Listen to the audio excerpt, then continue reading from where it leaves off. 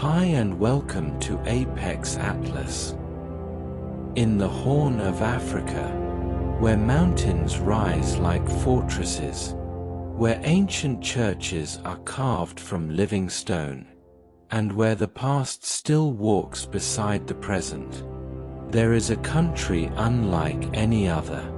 This is Ethiopia, one of the oldest continuous civilizations on Earth.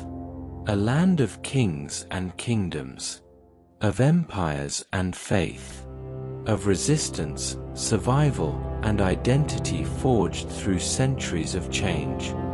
From the legendary world of Aksum to the power of Ethiopian emperors and dynasties. From the rise of Christianity deep in the ancient world to the wars, invasions, and struggles that shaped the modern era. Ethiopia's story is not simply African history. It is world history, because Ethiopia stood when others fell. It endured when others broke, and it remained itself even when the world tried to reshape it. This is the story of a nation that carried its identity through time, not as a memory, but as a living force. This is Ethiopia, and this is its story. Ancient beginnings, early humans and the Horn of Africa c. 3 million BCE, 1000 BCE. Where the human story starts. If you want to tell the story of Ethiopia, you have to start somewhere deeper than kings and battles. Deeper than empires, deeper than religion, deeper than borders. Because Ethiopia is not only one of Africa's oldest nations, it is one of humanity's oldest landscapes. This is the Horn of Africa, a place of mountains and deserts, ancient valleys and volcanic earth, where the ground itself feels like it holds memory. And in many ways, it does. Because some of the most important discoveries ever made about early humans came from here. This chapter is the beginning of Ethiopia's timeline, not as a modern country, but as one of the earliest stages of the human story. The land that shapes everything. Ethiopia's geography is intense and dramatic. To the east lies the Afar Depression, a harsh, volcanic region where temperatures burn and the horizon looks broken by ancient earth. To the north and center rise the Ethiopian highlands, green, steep, and powerful, like natural fortresses above the rest of Africa. In between are rift valleys, basins, rivers, and corridors that connect regions like pathways carved by time. And this land is not stable. It moves. The Horn of Africa sits on one of the most active geological zones on Earth, the East African Rift. The Earth splits here slowly, over millions of years, shaping valleys, exposing ancient sediments, and preserving the deep story of human origins like pages in a natural archive. Because when the ground moves, it reveals the past. And Ethiopia's ground has been revealing the past longer than any historian ever could. The rift and the birthplace of fossils. The East African Rift is one of the reasons Ethiopia is so crucial to archaeology. Over time, rifting and volcanic activity create layers of sediment and ash. Those layers preserve bones. Then erosion and shifting land expose them again. This is why Ethiopia has given the world some of its most famous early human fossils. Not because history happened only here, but because here, the land keeps the evidence. And when researchers began uncovering those bones, the world was forced to look at Ethiopia in a completely new way. Because Ethiopia is not only the cradle of ancient civilization, it is part of the cradle of humanity. Lucy, the skeleton that changed the world. One discovery became legendary. A small skeleton found in the Afar region in 1974. Her name became Lucy. Scientifically, she is known as Australopithecus afarensis, and she lived around 3.2 million years ago. Lucy was not human. But she was not a chimpanzee either. She was something in between, an ancestor that helps explain how humans began walking upright, how our bodies evolved, and how the story of us began long before history books existed. When Lucy was discovered, it was more than archaeology. It was a shift in human identity, because it connected the modern world to an ancient body in Ethiopian soil. It told us, we come from here, not as a nation or ethnicity, but as a species, walking before civilization. One of Lucy's most important lessons was simple. Walking came first. Long before agriculture, long before cities, long before kings and writing, early human ancestors were already adapting to life on two legs. Why does that matter? Because walking changes everything. It frees your hands. It changes how you carry food. It changes how you move across landscapes. It changes your survival strategy. In the Horn of Africa's changing environment, where forests, grasslands, and deserts shifted across millennia, mobility mattered. And Ethiopia sat at the heart of that evolving world. A changing climate, a changing species. Millions of years ago, the Horn of Africa was not the same environment it is today. Climate shifted dramatically over time. Sometimes wetter, sometimes drier. Sometimes forested, sometimes open plains. These changes pressured early ancestors to adapt. Food sources changed. Predator threats changed. Migration paths changed. Evolution is not just time passing. It is survival under pressure. And Ethiopia's shifting landscapes may have been one of the places where those pressures were strongest. Where adaptation meant the difference between extinction and continuation. From early ancestors to early humans. Over the vast timeline between Lucy and the First Kingdoms, many forms of early humans and ancestors existed across East Africa. Some disappeared. Some evolved. Some shaped the line that led to us. Ethiopia remains vital because it preserves this deep history in fossils, tools, and traces of ancient life. And one of the greatest steps toward humanity wasn't a crown or a city. It was a stone. Stone tools, the beginning of technology. At some point, early humans began shaping stones deliberately to cut, crush, and process food. Stone tools were more than survival items. They were a mental breakthrough. To shape a tool, you must imagine an end result, plan steps to get there, understand cause and effect, and transmit knowledge to others. Toolmaking is intelligence made visible, and Ethiopia's archaeological record preserves some of the world's earliest evidence of these ancient technologies.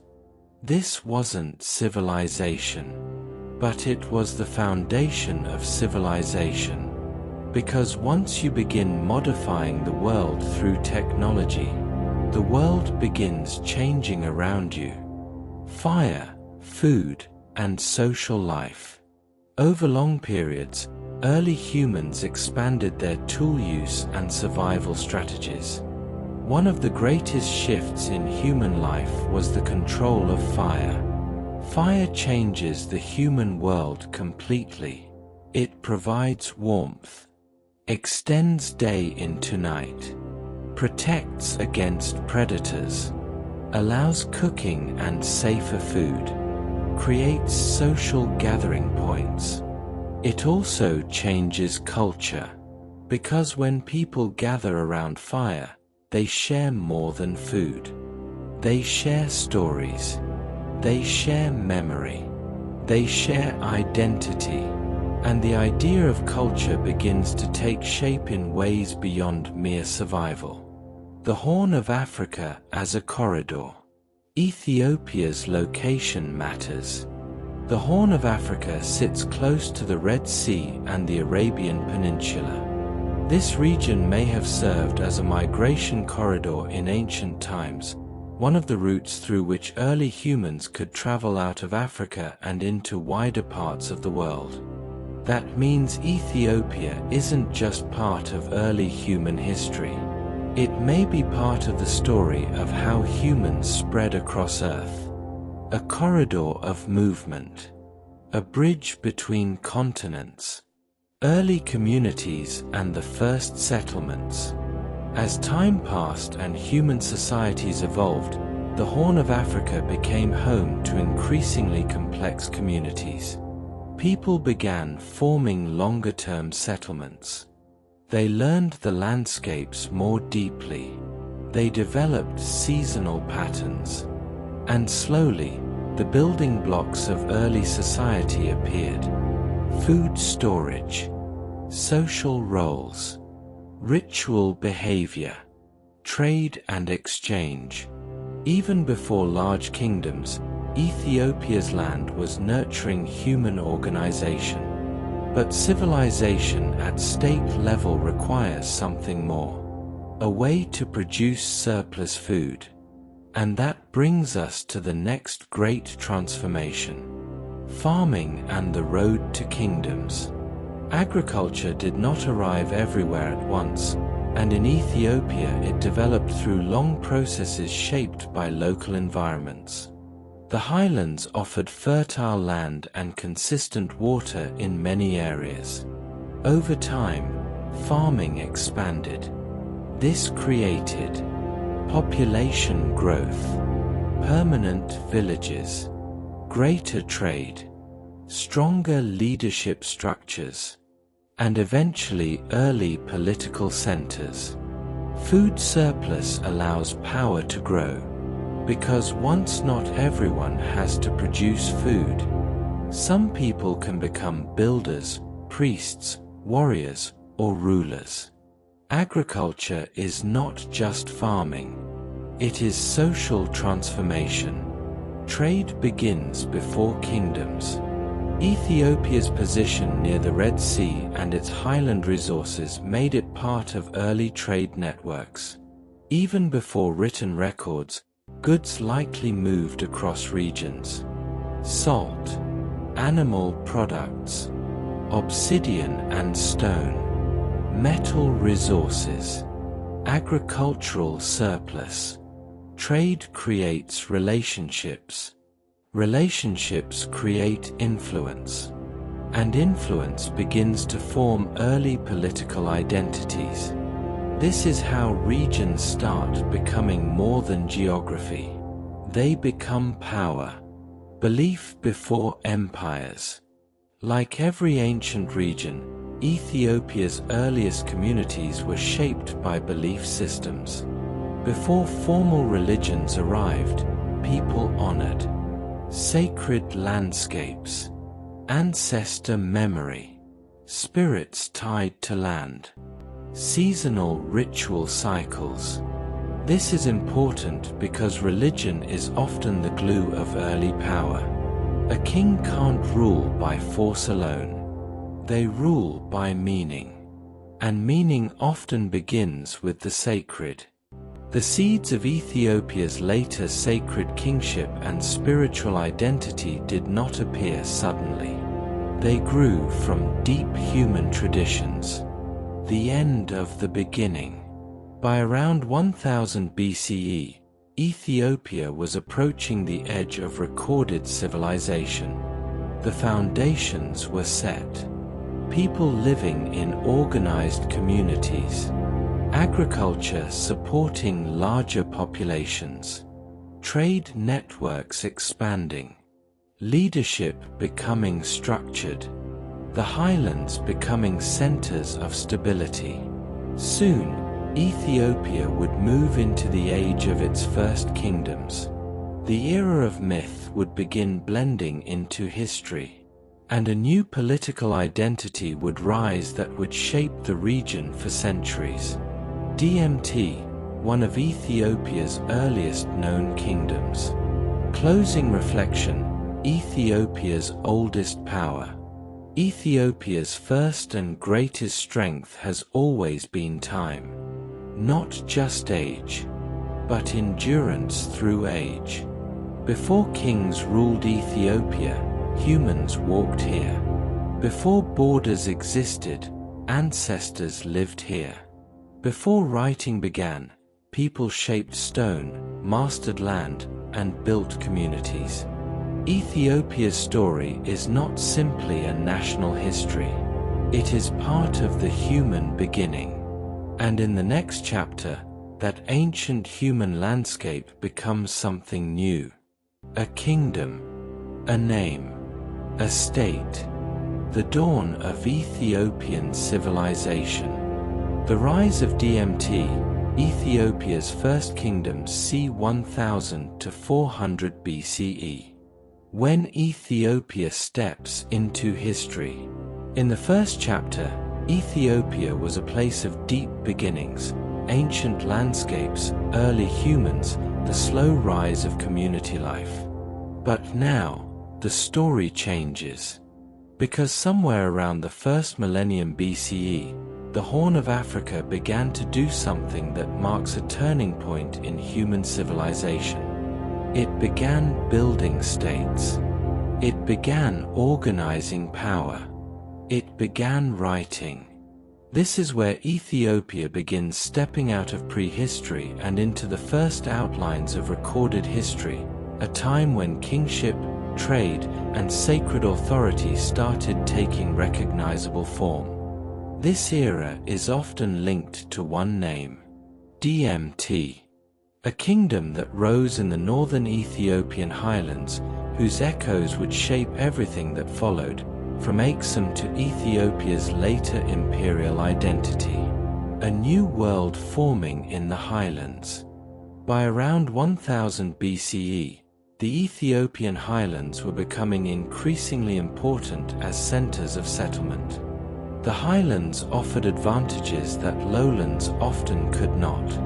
Cooler temperatures, fewer tropical diseases, fertile soils, reliable rainfall in many areas, strong natural defense from surrounding terrain. These conditions supported stable agriculture, and stability supports political growth. When people can produce enough food, year after year, communities expand. And once communities expand, leadership becomes more than tribal or local. It becomes structured. It becomes institutional. This is the beginning of kingdom power. Why northern Ethiopia became the core. The region that would later produce Aksum, modern-day northern Ethiopia and Eritrea, sits near one of the most powerful trade zones of the ancient world. The Red Sea. This mattered for one reason above all: trade. The Red Sea linked Africa to Arabia, the Mediterranean world, and the Middle East. Goods moved across it constantly, and wherever trade flows, wealth concentrates. Where wealth concentrates, rulers emerge. This is not a coincidence. It is how ancient states rise. The Red Sea network, Ethiopia's ancient gateway. Even in early times, the Horn of Africa was connected to wider worlds. From the east lay South Arabia, home to powerful kingdoms and trading cities. Across the sea, merchants moved goods and ideas between continents. Northern Ethiopia became part of this exchange. The region wasn't isolated. It was positioned. And this positioning became power. DMT, Ethiopia's first known kingdom. DMT, sometimes written as Damat, is often described as one of the first recognizable kingdoms in Ethiopian history. Its exact nature is debated by historians, whether it was a unified empire or a network of regional polities. But what matters is this. DMT represents the first clear sign of Ethiopian state formation. A political center with hierarchy, with monumental buildings, with organized production, with religious authority, with writing. This is the moment where Ethiopia begins looking like a civilization that can shape the world around it. Yah, stone, power, and sacred authority. The most famous site associated with DMT is Yah, located in northern Ethiopia. Here stands one of the most extraordinary ancient structures in the Horn of Africa, the Great Temple of Yah. Built of massive stone blocks, fitted tightly without mortar, the temple still stands as a reminder of early Ethiopian engineering. And it is not the building of a small tribal settlement. It is the building of authority. Because temples are not just religious spaces in the ancient world. They are political statements. A king who builds a temple is saying, I rule here. The gods support me. And this land has order. The South Arabian connection. One of the most debated aspects of DMT's story is its link to South Arabia, especially the Sabaean world. Archaeology has uncovered inscriptions using South Arabian scripts, architectural styles resembling Arabian techniques, cultural influences that suggest contact and exchange. This does not mean Ethiopia was merely a copy of Arabia. It means Ethiopia was connected, absorbing ideas and adapting them. Civilizations don't grow in isolation. They grow through contact, competition, and exchange. And DMT existed in exactly that environment. Writing comes to Ethiopia. One of the most powerful markers of early state power is writing. DMT-era inscriptions show early use of scripts influenced by South Arabian writing systems. Writing changes governance because it allows laws to be recorded, tribute to be tracked, religion to be formalized, power to be institutionalized. A spoken command disappears. A written command becomes permanent. Writing makes authority survive the ruler. And that is how kingdoms become lasting. What DMT was built on, agriculture and control. Like all early states, DMT was built on food. Farming in the Ethiopian highlands supported populations large enough to sustain specialized craftsmen, soldiers, priests, administrators, elite lifestyles.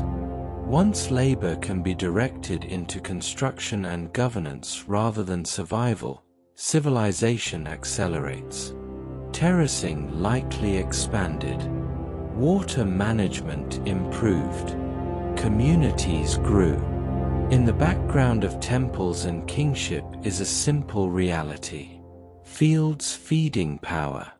Religion, the sacred core of authority. The Great Temple of Yah is often associated with a deity linked to South Arabian religion, sometimes identified with Al-Makka. This suggests religious traditions traveled across the Red Sea. But Ethiopia was never just a receiver. Local spiritual traditions existed long before outside contact. What likely occurred was a blending. Imported gods and symbols, local sacred landscapes, indigenous ritual traditions, and as in many ancient societies, rulers used religion as legitimacy. When a king is linked to the divine, rebellion becomes more than political. It becomes spiritual defiance. Metal, craft, and status. Early Ethiopian kingdoms also developed craft production. Metalwork, stone carving, and ceremonial objects were more than tools. They were status. A ruler's power is often displayed through objects, weapons, jewelry, sacred items, architectural grandeur. These are not luxuries. They are signals. They say, power lives here. And once power is displayed, others are drawn to it, either as allies, subjects, or enemies.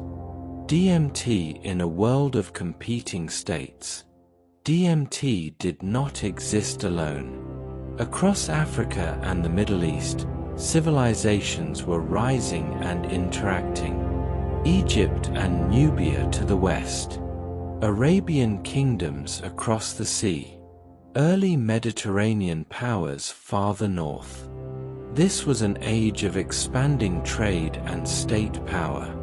Ethiopia was becoming part of this world, not a distant frontier, a participant.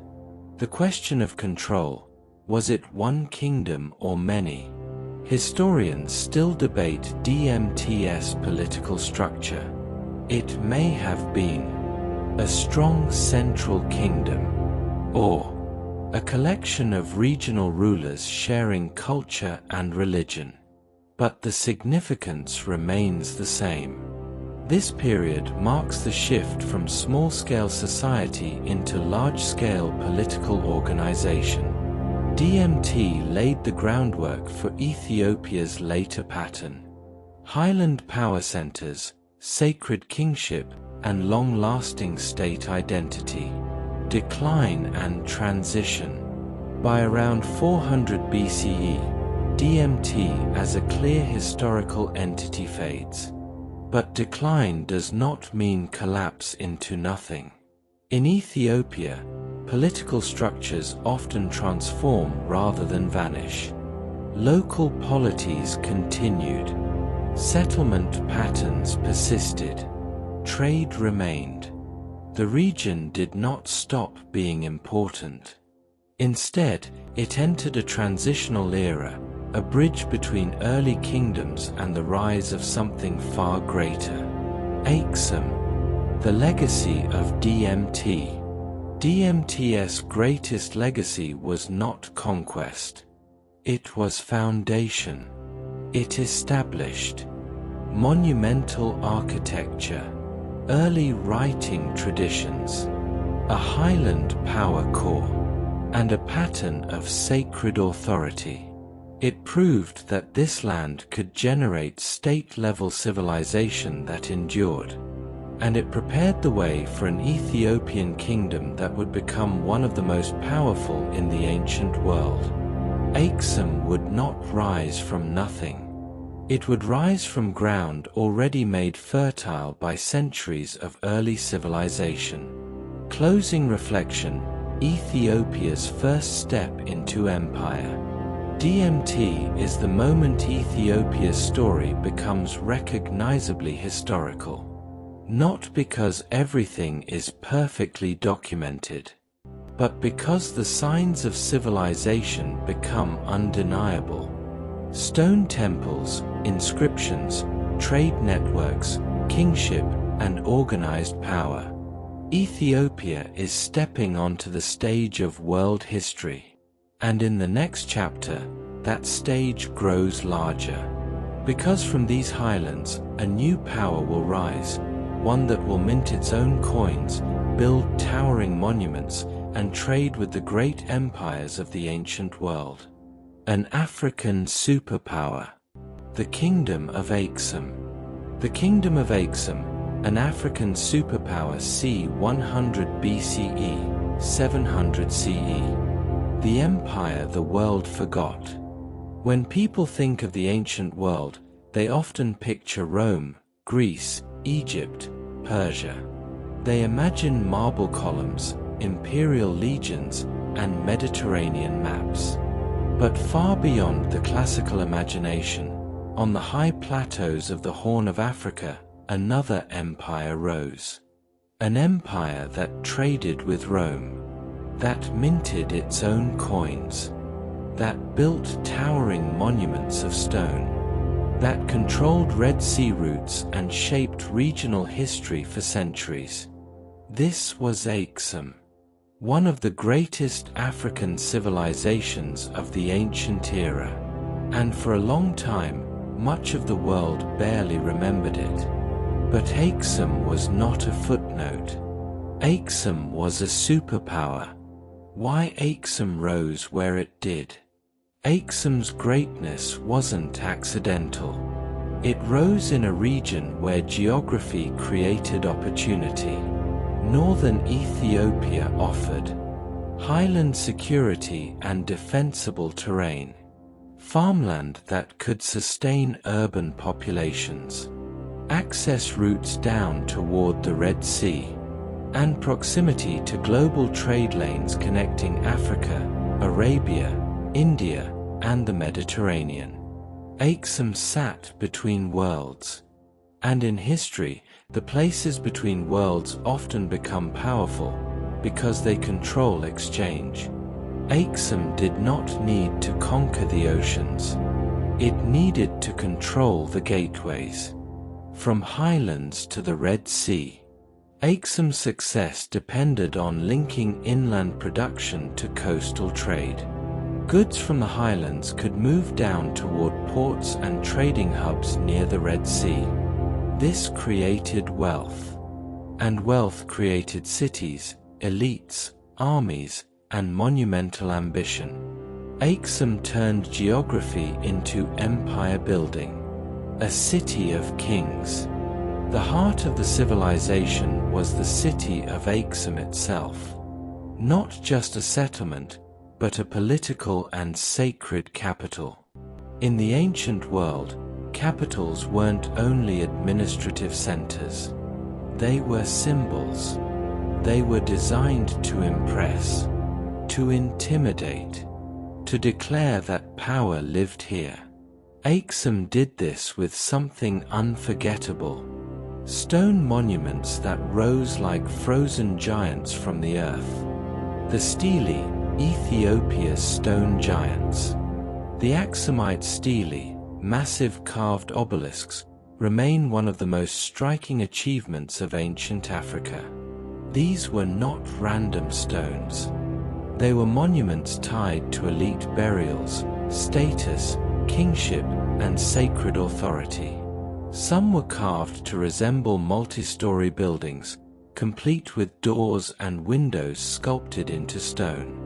Imagine what that meant at the time. To raise a giant stone tower without modern cranes. To carve it with precision. To stand it upright as an eternal symbol. That is not simple architecture.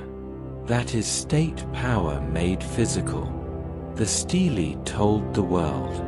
Aksum is not a tribe. Aksum is not a village. Aksum is civilization. Aksum and the global trade network. Aksum rose during a period of intense global commerce. The ancient world was more connected than people often realize. Roman merchants sought luxury goods. Indian Ocean trade moved spices, textiles, and precious materials. Arabian traders linked Africa and Asia. Aksum became a key node in this network.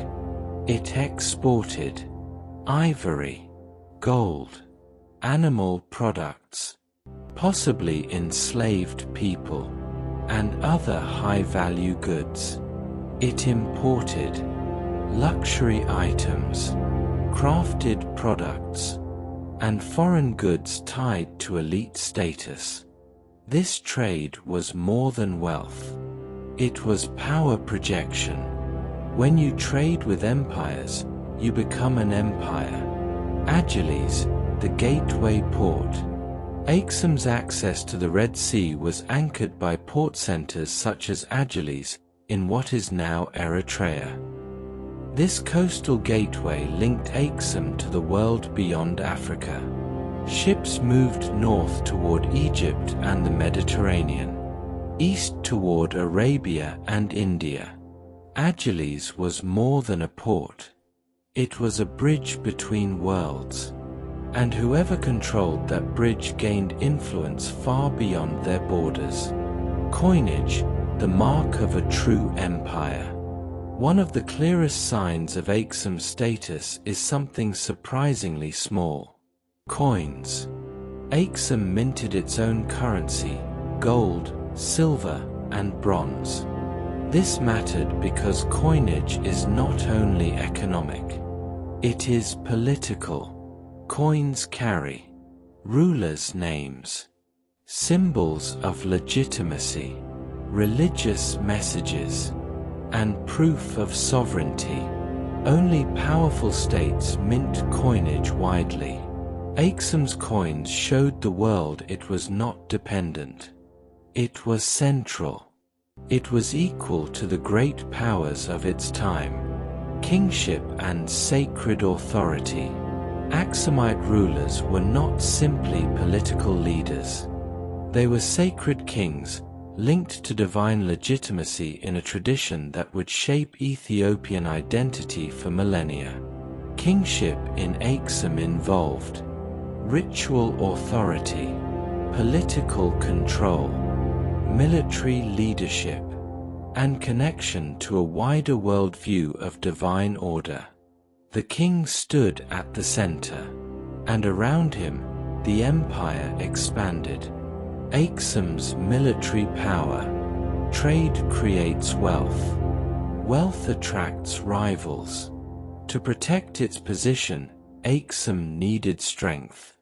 Aksum became a military force in the region, capable of projecting influence across parts of the Horn of Africa and even across the Red Sea. It competed in a world where regional powers constantly tested each other.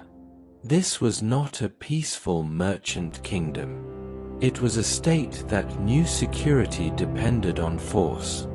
Aksum and Arabia, power across the sea.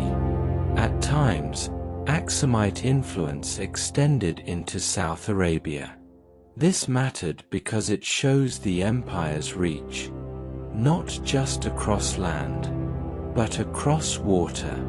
In the ancient world, crossing the Red Sea with power meant control, logistics, and ambition. Aksum was not isolated Africa. Aksum was Afro-Arabian power. Religion before Christianity. Before Christianity, Aksum's religious world included deities and traditions shaped by local beliefs and wider regional influences.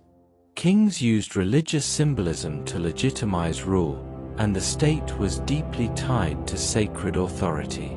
But then, a transformation arrived that would define Ethiopia more than almost anything else in its later history.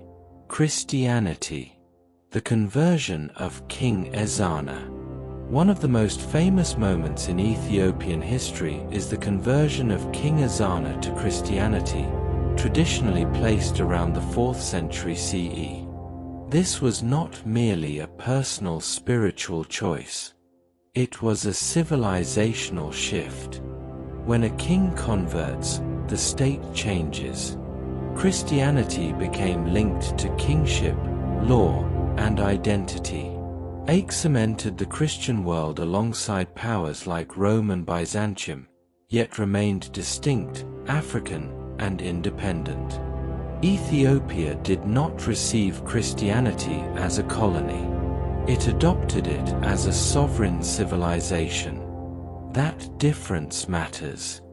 Christian symbols on coins. One of the most striking signs of this transformation is visible again through currency. Aksumite coins began displaying Christian symbols. This wasn't decoration. It was messaging. It declared the empire's new identity, its sacred legitimacy, and its place in a wider Christian world. Aksum was branding itself to history. Aksum's golden age. From roughly the 3rd to 6th century CE, Aksum stood among the great powers of its era. It was wealthy. It was organized. It built monuments. It traded globally. It was recognized by outsiders as significant. This is crucial. Aksum wasn't a hidden kingdom. It was known in the ancient world. Its influence radiated far beyond Ethiopia. The slow shift, why Aksum declined. No empire stays on top forever. Aksum's decline likely involved several overlapping factors. Shifting trade routes, environmental pressures and soil exhaustion, political changes in surrounding regions, rising new powers controlling the Red Sea lanes, changing dynamics as Islamic states emerged in the 7th century. When trade networks shift, empires built on trade weaken. Aksum's power had always depended on its role as connector. If routes moved elsewhere, wealth followed. And without wealth, imperial systems strain. The rise of a new world around Aksum. By the 7th century, the wider region changed dramatically. Islam rose in Arabia and expanded quickly. New political forces reshaped the Red Sea trade system. This did not erase Ethiopia, but it altered Ethiopia's position. Aksum was no longer at the center of global exchange the way it once was. It began turning inward. The highlands became refuge. Christian identity became stronger. And Ethiopia entered a new era, one defined by faith, survival, and transformation. What Aksum left behind. Even after decline, Aksum's legacy was enormous. It left monumental stone architecture, a tradition of sacred kingship, early written culture and administration, Christianity embedded into national identity, and proof that Africa produced global powers equal to Rome's world. Aksum is the foundation stone of Ethiopian civilization. Without Aksum, later Ethiopian history makes less sense. Because Ethiopia's identity as an ancient, sovereign, Christian empire begins here. Closing reflection, Ethiopia as a world power. Aksum proves something many histories forget. Africa was never outside world civilization. Africa shaped it. Aksum traded with empires, minted gold coins, built monuments, and stood as a major power in the ancient world. And while Rome eventually fell, Aksum's legacy endured inside Ethiopia, carried forward into dynasties, faith traditions, and imperial identity that would survive into the modern era. In the next chapter, Christianity deepens its roots even further, becoming not just belief, but the foundation of the Ethiopian state itself. Christianity takes root, faith, identity, and the Ethiopian state, c. 330 to 900 CE, ***. 4. Opening scene, when a religion becomes a nation. In the ancient world, kingdoms rose and fell like waves. Trade routes shifted. Capitals collapsed. Empires disappeared into dust. But Ethiopia did something rare. It held on. It held its identity through centuries of change, through isolation, through pressure, through surrounding worlds transforming around it. And at the center of that endurance was one force more powerful than armies and borders: faith. When Aksum adopted Christianity in the 4th century, it wasn't simply choosing a religion. It was laying the foundation of a national identity so deep that it would shape Ethiopian civilization for more than 1,000 years. This chapter is the story of how Christianity didn't just arrive in Ethiopia. It took root. It became culture. It became law. It became legitimacy. It became the soul of a civilization. From Aksum's peak to a new reality. By the 4th century, Aksum was still powerful, but the world around it was beginning to shift. The Mediterranean world was changing. The Roman Empire itself was transforming under Christianity, and the religious map of the ancient world was being rewritten. In this changing landscape, Aksum's conversion was not only spiritual. It was strategic. It connected Ethiopia to a wider religious world, while still allowing it to remain sovereign. Ethiopia did not convert as a conquered land. It converted as a state. And that changed what Christianity would become here. The Ethiopian Orthodox tradition begins. Ethiopia's Christianity developed into what is now known as the Ethiopian Orthodox Tewahedo Church, one of the oldest Christian traditions in the world. It evolved with unique characteristics. Its own liturgy, sacred language traditions, distinctive theology and practices, and deep integration into national life. Christianity in Ethiopia was not merely imported. It was adapted and rooted into Ethiopian soil.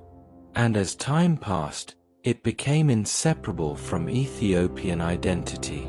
The sacred language, Geez, one of the most important elements of Ethiopian Christianity is language. The sacred language of the Ethiopian Church became Geez. Even as spoken languages evolved, Geez remained central to liturgy and scripture. This matters because sacred language creates continuity. It ties generations together. It becomes a spiritual thread through time. In Europe, Latin played this role. In Ethiopia, Geez became the carrier of holy tradition, preserving theology, ritual, and cultural memory. Faith as authority, the king and the church. In many ancient societies, religion supports kingship. In Ethiopia, this relationship became central. The ruler did not simply govern people. He governed with sacred legitimacy. Christian kingship gave Ethiopia unity, authority, and moral identity against surrounding rivals. The church did not merely exist beside the state. It strengthened it. A king could claim divine favor. A kingdom could claim sacred purpose. A society could define itself against outsiders. This is how faith becomes state identity. Monasticism, the quiet engine of survival. One of the most important forces in Ethiopia's Christian development was monasticism. Monasteries were not only religious communities. They were centers of education, manuscript production, cultural preservation, spiritual authority, and political influence. Monks copied texts by hand. They preserved teachings, history, and law. They served as moral anchors in times of instability. In many eras, the monastery did what the state could not: hold memory together. The Ethiopian highlands, geography as protection. Ethiopia's mountains shaped its faith. The highlands were a natural fortress. They allowed communities to survive through periods when surrounding regions changed rapidly. As trade routes shifted and the Red Sea world evolved, the highlands offered isolation. But not the kind of isolation that kills civilization. The kind that protects it. Ethiopian Christianity grew strong because it had space to deepen. The world could not easily conquer the highlands, and therefore, it could not easily break the faith rooted there. Sacred art and visual identity. Over time, Ethiopian Christianity developed its own artistic tradition. Distinctive features emerged. Iconography with Ethiopian style.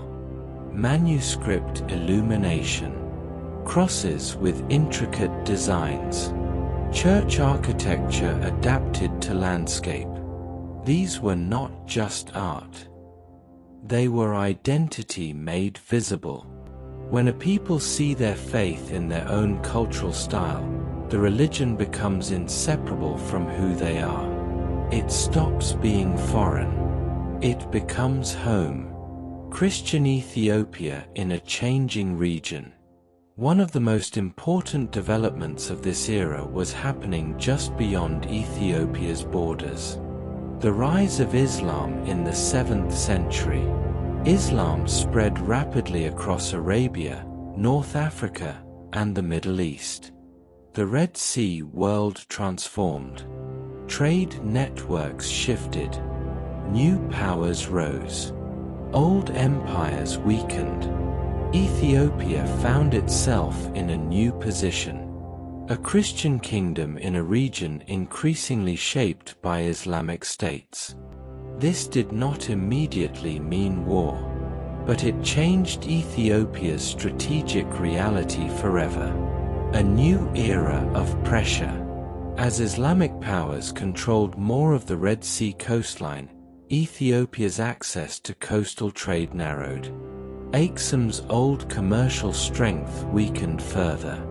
This encouraged Ethiopia to turn inward, away from sea-based trade empires and toward highland survival and internal consolidation. Ethiopia's identity hardened, not from weakness, but from adaptation. This is the pattern of Ethiopian history. When the world changes, Ethiopia adjusts without disappearing. Legends begin to form. As Christianity rooted itself, Ethiopia's history and faith began to produce powerful myths and stories, narratives that strengthened national identity. Legends in Ethiopia are not merely stories. They are cultural glue. They define belonging. They define sacred purpose. Over time, Ethiopian Christianity would be tied to some of the most famous religious traditions on earth, including later claims surrounding the Ark of the Covenant. Whether taken as history, belief, or myth, these narratives served a political function. They placed Ethiopia at the center of sacred history, and sacred history creates strength. A faith that became a border. By the end of this era, around 900 CE, Christianity in Ethiopia had become more than a religion. It was a boundary line. It separated Ethiopia culturally and politically from many surrounding powers. It shaped law and tradition. It created an us and them concept that would matter hugely in future centuries. Because once faith becomes identity, conflict becomes more than territory. It becomes existential. Aksum's legacy lives on. Even as Aksum declined as a political powerhouse, its Christian legacy continued as a civilizational foundation. The capital may have shifted over time. Trade may have faded. But Ethiopia's Christian state identity was now established, and it would carry the country through eras of chaos, invasion, and transformation. The question was no longer whether Ethiopia could survive without Aksum's ancient trade dominance. The question became, can Ethiopia survive as a Christian civilization in a changing world? And the answer, across centuries, would be yes. But not without struggle. Closing reflection, Ethiopia's faith as immortality. Many civilizations are remembered through ruins. Ethiopia is remembered through continuity. Christianity in Ethiopia created something rare. A cultural spine strong enough to survive global change. It preserved identity. It preserved language. It preserved institutions. It preserved the idea that Ethiopia was not simply a kingdom. It was a sacred civilization. In the next chapter, Ethiopia enters an era where this faith becomes stone, carved into the earth itself. A dynasty rises. A new capital forms. And the world witnesses one of the most extraordinary architectural achievements in Christian history. Lalibela. The Zagwe dynasty, the stone churches of Lalibela, c. 900 to 1270 CE, ***. 4 Opening scene, a city carved from the earth. There are places in the world that look like they should not exist. Places so improbable that your mind tries to correct what your eyes are seeing. In northern Ethiopia, high in the mountains, there is such a place. A sacred city where churches are not built upward, stone on stone, brick on brick, but carved downward. A city of faith cut into living rock, shaped by hands and belief, where corridors run like veins through stone and sunlight falls into deep courtyards like a blessing. This place is Lalibela, and it was built under one dynasty that left an imprint so powerful it still defines Ethiopia's spiritual identity today. The Zagwe. This chapter is not about an empire that conquered oceans. It is about an empire of devotion. A kingdom that turned faith into architecture, and architecture into immortality. The world after Aksum, Ethiopia reorganizes. By the time the Zagwe dynasty rose, Aksum's ancient power had faded. The Red Sea trade dominance that once made Aksum a global superpower had weakened under shifting routes and the rise of new regional powers. But Ethiopia did not collapse. It transformed. It moved its political center. It reorganized its authority. It leaned further into the strength that could not be taken away. The highlands. And in those mountains, Christianity did not merely survive. It deepened. Because faith in isolation does something powerful. It becomes identity. A new dynasty emerges.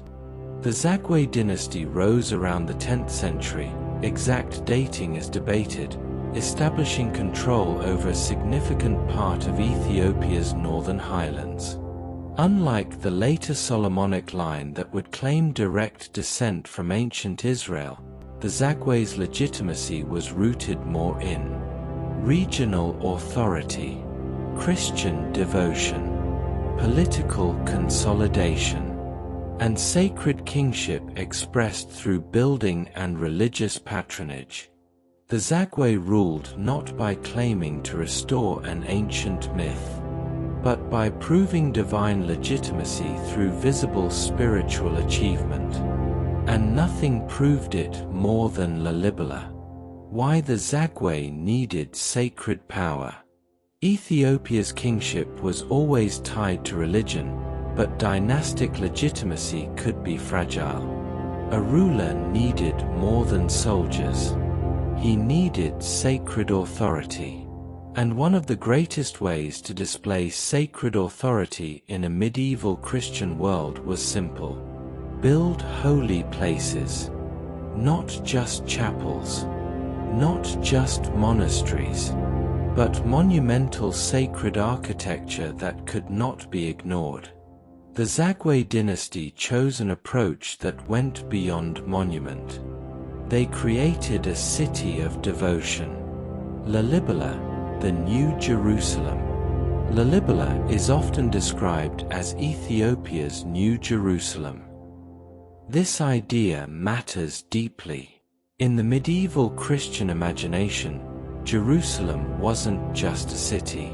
It was the spiritual center of the world. But Jerusalem was far away, difficult to reach, dangerous, and often controlled by rival powers. For Ethiopian Christians, pilgrimage to Jerusalem became increasingly challenging as regional politics shifted. So Lalibela became a spiritual solution. A holy center inside Ethiopia. A sacred landscape where Ethiopian Christians could undertake pilgrimage without leaving their own highlands. This wasn't only religious. It was political. Because when a dynasty creates a new sacred center, it places itself at the heart of national identity. The impossible construction. The rock-hewn churches of Lalibela are not constructed like normal buildings. They are carved out of the earth. Imagine the process. A massive block of stone is chosen. Workers cut trenches around it, isolating a solid island of rock. Then they carve it downward and inward, hollowing rooms, shaping columns, cutting windows, forming arches. Instead of adding material, they remove it. It is sculpture on the scale of architecture, and it required planning, labor discipline, religious motivation, and astonishing engineering skill. These churches were not created by accident or improvisation. They were designed. They were calculated. They were sacred mathematics in stone. Churches that feel like underground worlds. Walking through Lalibela is not like visiting a normal religious site. It feels like entering a hidden dimension. Deep passageways connect structures. Narrow tunnels lead into open courtyards. Sunlight appears suddenly through carved openings. There are moments where the ground drops away beneath your feet and you realize you are standing in a sacred space carved below the surface of the earth. It is as if the churches were buried intentionally, not to hide them from the world, but to anchor them into eternity. Because stone carved from the earth feels older than time. Beat Georgis, the cross-shaped masterpiece. The most famous church at Lalibela is Beat Georgis, the Church of St. George. It is carved in a perfect cross shape, standing isolated like a sacred monument sunk into rock. From above, it looks like geometry made holy. It is simple compared to other structures, yet stunning. It represents a truth about great architecture. Sometimes perfection is not complexity. Sometimes it is clarity. Standing beside Beat Georgis, you understand immediately. This was not built as a display. It was built as a promise. A promise that faith here would endure. The role of priests, monks, and ritual.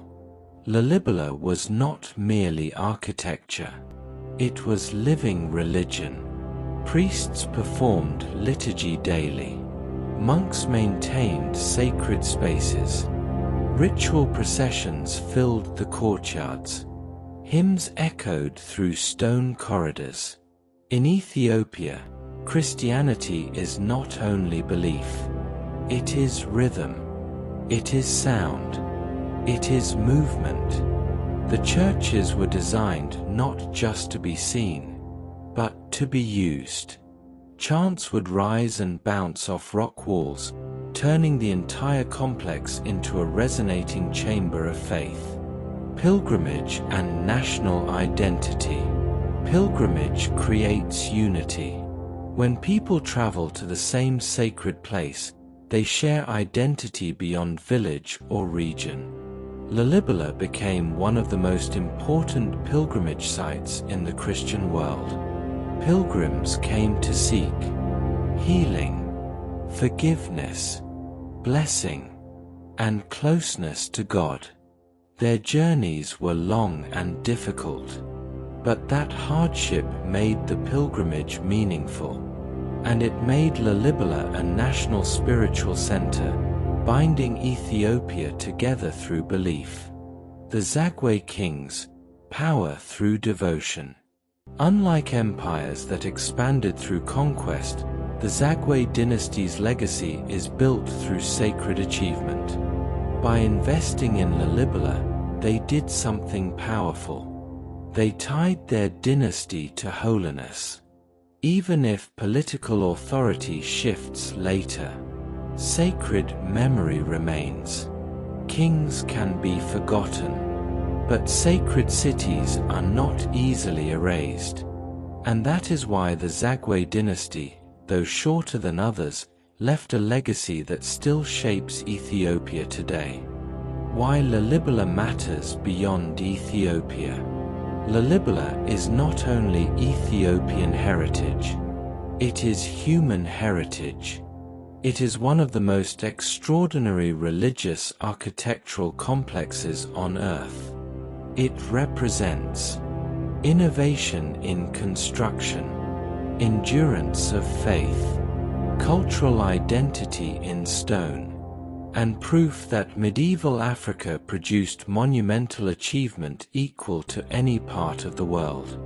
For centuries, European histories ignored African civilizations.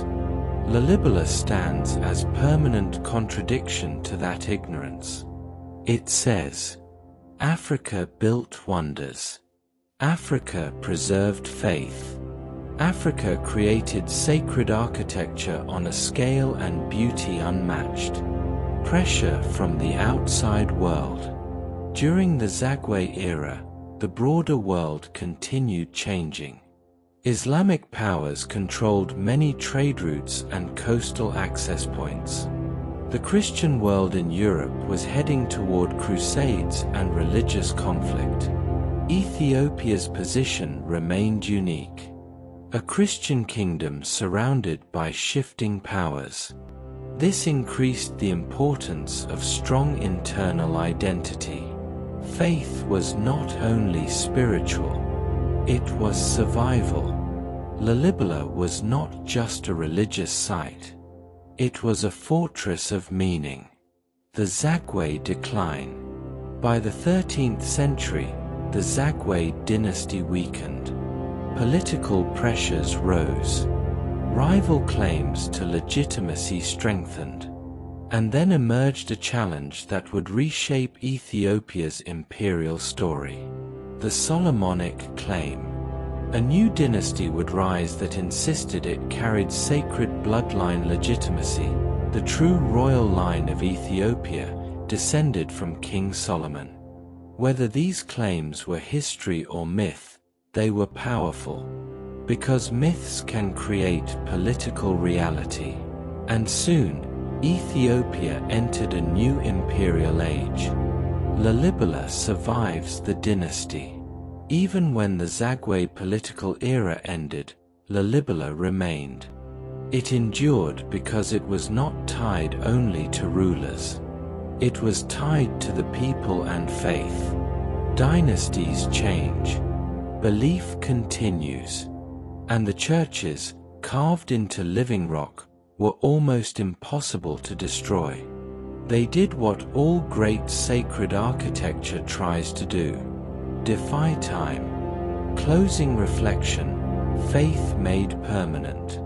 The Zagwe dynasty gave Ethiopia something no conqueror could ever take: a monument to devotion. A place where faith is not painted onto walls, but carved into the earth itself. Lalibela represents the deepest strength of Ethiopian civilization. Not only military resilience, but spiritual endurance. A kingdom that could survive isolation because it carried identity inside itself. And now, as Ethiopia steps into the next chapter, power will expand again. A dynasty will rise claiming sacred lineage. The empire will grow, and Ethiopia will enter centuries of conflict, diplomacy, and survival, still anchored by the faith carved into stone. The Solomonic restoration, emperors, expansion, and sacred kingship, 1270–1500s***. 4 Opening scene, a throne claimed by blood and destiny. In Ethiopia, kingship was never only politics. It was sacred. It was history turned into legitimacy. It was power claimed not just by armies, but by lineage, prophecy, and divine order. By the late 1200s, the Zagwe dynasty that built Lalibela began to fade from political control. Ethiopia was shifting again, and the question of the throne returned with full force. Who has the right to rule this land? The answer that rose from the highlands was one of the most powerful dynastic claims in world history: a restoration, a divine bloodline, a royal destiny stretching back to ancient Israel. This was the beginning of the Solomonic dynasty, a line of emperors who would shape Ethiopia for centuries, and whose legitimacy would become one of the strongest political myths ever created. 1270, the Solomonic return. Around 1270, a ruler named Yakuno Amlak took power, overthrowing the Zagwe and establishing a new dynasty. But he did not rule only as a conqueror. He ruled as a restorer. The Solomonic dynasty claimed it was returning Ethiopia to its rightful royal line, one linked to the biblical King Solomon and the Queen of Sheba. Whether historical fact, political myth, or sacred tradition, the claim mattered because it provided something essential: legitimacy that no rival could easily challenge. Because if your right to rule comes from God and ancient prophecy, your enemies are not simply opponents. They are rebels against sacred order. The Queen of Sheba, myth as identity. The Queen of Sheba is one of the most famous figures tied to Ethiopian identity. In Ethiopian tradition, she is remembered not only as a ruler, but as a link between Ethiopia and sacred history. The story suggests she visited King Solomon, and their union produced a son, often called Menelik, who became the ancestor of Ethiopian emperors. This became the core of Solomonic legitimacy. Ethiopia was not merely a kingdom. It was a chosen kingdom, a state connected to divine history. And for centuries, that belief would shape politics, religion, and national identity. Sacred kingship as a political weapon. The Solomonic emperors did not just sit on a throne. They embodied a sacred role. Ethiopian emperorship became a fusion of military leadership, religious authority, and biblical legitimacy. This had a real political effect. It allowed the empire to unify diverse regions through one central idea. The emperor is the divinely sanctioned center of Ethiopia. Not all empires achieved unity through bureaucracy. Ethiopia achieved unity through sacred kingship. Expanding the empire, a medieval power grows. Once Solomonic rule established itself, Ethiopia entered an era of expansion and consolidation. The empire pushed outward, building influence across the highlands and beyond. This expansion wasn't always peaceful. It involved wars against rivals, control over strategic regions, alliances with local powers, and the gradual strengthening of imperial authority. Ethiopia's geography made expansion difficult. Mountains slow armies, valleys separate communities, distance fractures authority. But Ethiopian rulers built a system that could survive that challenge. Flexible control, fortified highland power, and religious legitimacy. The Church and the Empire. The Ethiopian Orthodox Church remained central. Religion was not separate from state power. It supported the emperor's legitimacy, and the emperor, in return, supported the church. This relationship built an enduring structure. Monasteries as cultural centers, bishops as influential figures, church lands tied to wealth, and religious festivals binding society together. In medieval Ethiopia, the church helped preserve national identity during external pressures. And external pressure was always present. A kingdom surrounded. Ethiopia's Christian identity made it unusual in the region. Surrounding territories increasingly included Muslim states, trade networks, and powers with their own ambitions. This did not mean constant war, but it meant constant tension. Trade and conflict often existed together. Ethiopia needed alliances. Ethiopia needed military readiness. Ethiopia needed internal unity. And the Solomonic dynasty needed to prove it could protect the sacred kingdom.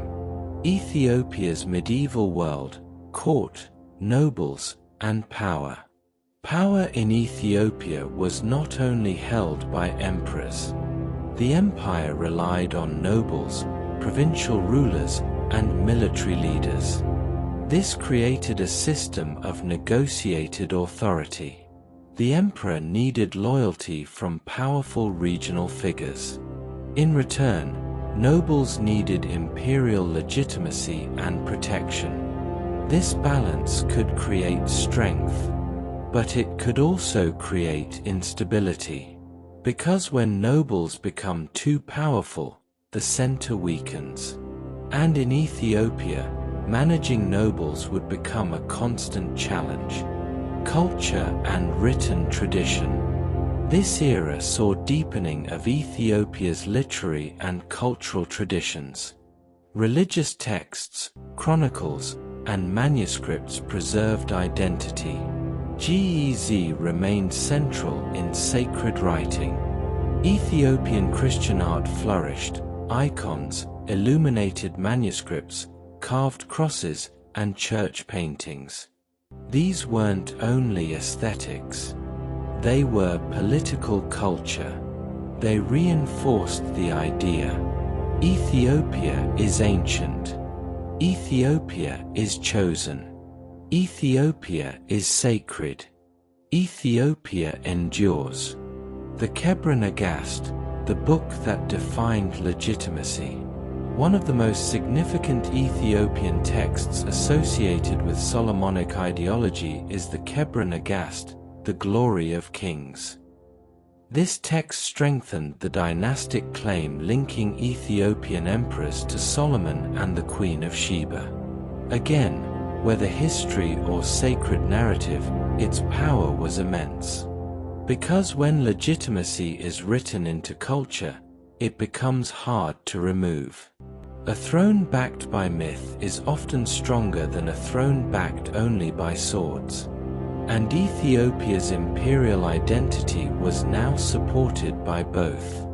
Ethiopia's great challenge, trade and isolation. While the empire grew inland, control of trade remained complicated. Coastal influence and Red Sea access had changed since Aksum's peak. Ethiopia increasingly became an inland highland empire, strong defensively, spiritually unified, but often navigating limited direct control of coastal trade. This pushed Ethiopia into a pattern that would continue. Protect the highlands, maintain identity, expand carefully, survive pressure. Conflict and survival become permanent themes. By the 1400s and 1500s, Ethiopia was a strong imperial state. But it was also a kingdom walking into danger. External powers were rising and reorganizing. The Islamic world was expanding and transforming, and Ethiopian rulers faced growing military threats on their frontiers. This was not the quiet medieval stability some imagine. It was a landscape of shifting alliances and looming conflict. Because Ethiopia's identity, Christian empire in the Horn of Africa, made it both remarkable and vulnerable. A sacred empire prepares for a storm. As the Solomonic dynasty strengthened Ethiopia internally, the region moved toward one of the greatest conflicts in Ethiopian history. A clash that would shake the empire to its foundations. An invasion that would burn churches and towns. A war that would push Ethiopia toward a desperate alliance with a distant European power. The next chapter is a turning point. The Adel campaigns, the wars of faith, and the Portuguese intervention. A moment where Ethiopia's survival would be tested like never before. Closing reflection, a dynasty built to last. The Solomonic dynasty did more than replace rulers. It created an identity strong enough to survive centuries. It linked Ethiopia's throne to sacred history. It reinforced Christianity as national spine. It expanded imperial authority across difficult terrain. It turned myth into political reality.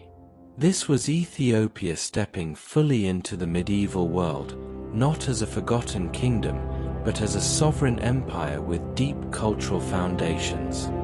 And now, the empire stands at the edge of crisis. Because history is never gentle to powerful states. It tests them. And Ethiopia's greatest test was coming. Clash of faiths, Adel, war, and the Portuguese turning point, 1500s 1600s***. 4 Opening scene, the war that nearly ended Ethiopia. There are moments in history when a civilization comes so close to collapse that everything afterward feels like a miracle. For Ethiopia, the 1500s were that moment. This was not a border skirmish. Not a dispute over taxes. Not a brief conflict between rival lords. This was a war of survival. A war that tore across the highlands like fire. That shattered old confidence. That burned churches and towns. That pushed Ethiopia to its knees. And in the center of this storm stood one man whose campaigns nearly destroyed an empire. Imam Ahmed ibn Ibrahim al-Ghazi, remembered in Ethiopian tradition as Ahmed Gragn. The war that followed would reshape Ethiopia forever. Because Ethiopia survived. But it was changed. a region on the edge of conflict. By the early 1500s, the Horn of Africa was a landscape of powerful identities and deep tension. Ethiopia remained a Christian highland empire, but surrounding it were Muslim sultanates and trading networks connected to the wider Islamic world. This was not purely religious hostility. Trade, politics, and power were intertwined. But religion became the language of legitimacy. A Christian emperor ruled by sacred kingship. A Muslim sultan ruled with divine purpose. When states define themselves through faith, conflict becomes existential. And in this era, faith and power collided. The Sultanate of Adil. To the east of Ethiopia, the Sultanate of Adil emerged as a powerful rival. Adil was tied to trade routes, regional alliances, and a growing military ambition. Its centers included areas connected to the Red Sea world, meaning it had access to resources, networks, and weapons beyond the Highland Empire.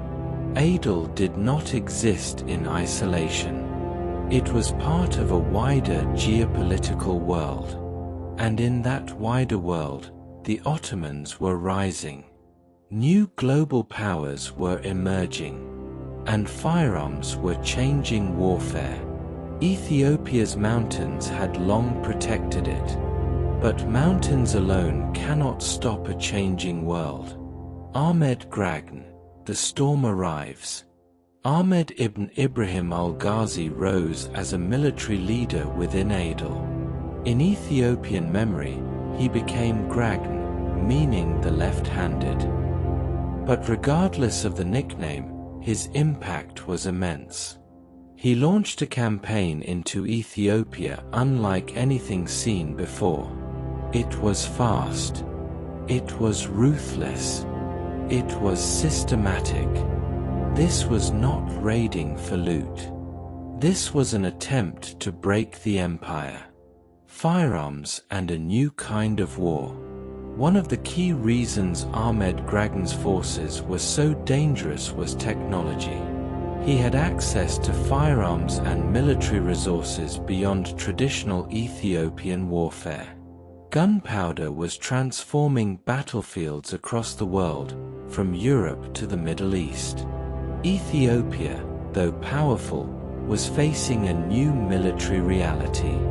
War was evolving, and those who adapted first gained an advantage. Ahmed Gragn's campaigns showed what happens when an empire built for one era meets the weapons of another. The Ethiopian Empire under attack. The invasion hit Ethiopia hard. Cities fell.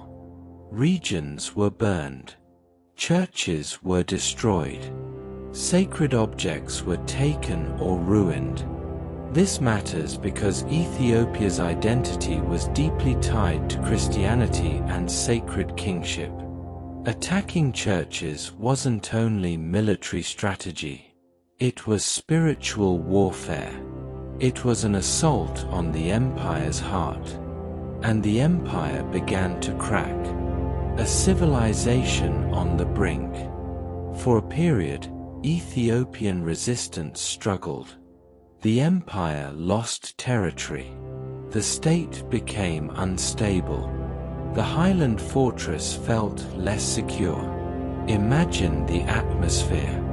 Monasteries hiding sacred manuscripts. Communities fleeing deeper into mountains. The sound of raids in the distance.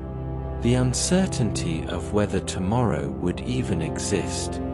This was not just politics. It was fear. And for the first time in centuries, Ethiopia faced the possibility that it could be conquered completely.